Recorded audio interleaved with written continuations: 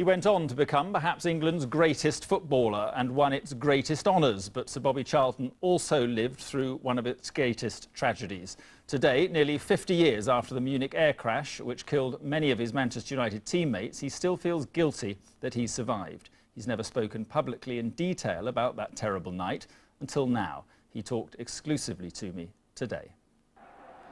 They were the famous Busby Babes, the Manchester United team with the football world at their dazzling feet. But within 24 hours of these pictures being taken, on a snow-filled February night almost 50 years ago, their plane crashed on takeoff from Munich. 23 people were killed, among them some of the country's biggest footballing heroes.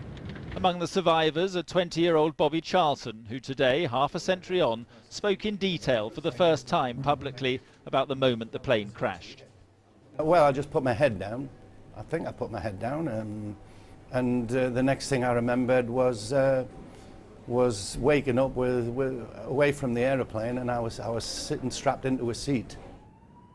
He was rushed to hospital, and it was the next day before he realised so many of his teammates had died. And I woke up the following morning, and a German read them out. Just so I'd been asleep for I don't know how long they'd knocked me out for, and that's how I found out who was alive and who was dead. I don't understand why I was okay, you know, and they were killed. I never come to grips with it. I see quite a few of the relatives, you know, from time to time, and I do feel a little bit guilty. Sir Bobby was speaking at the launch of the Manchester United Opus, a 400,000-word history of the club. Alongside him, the current manager.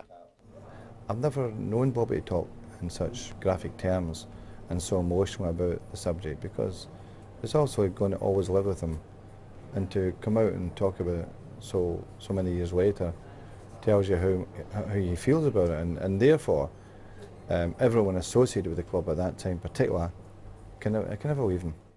Bobby Charlton told me every time he gets on a plane he remembers that fateful freezing day in 1958, and he says it must always be remembered.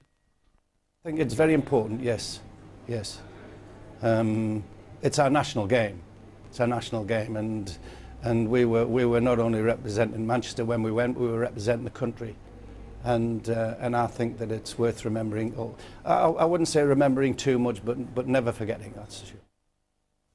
Sir Bobby Charlton talking to me today.